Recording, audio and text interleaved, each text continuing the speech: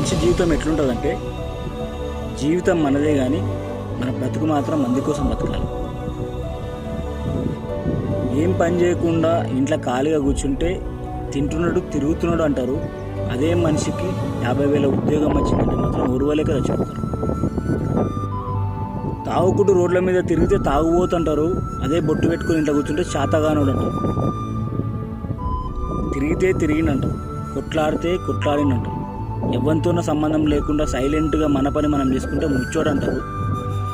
అదే 10 మందితో కొట్లాడితే లొల్లిగాడు అంటారు. మొత్తం మీద మనకు నచ్చినట్టు బతికితే తప్పు, మందికి నచ్చినట్టు బతికితే మంచోడు అంటారు. కాబట్టి నువ్వు ఎట్లా బతికినా మందికైతే నచ్చదు. ఎవరి మెప్పు కోసమో బతకాల్సిన అవసరం మనకు లేదు. మన జీవితం మన సంతోషం.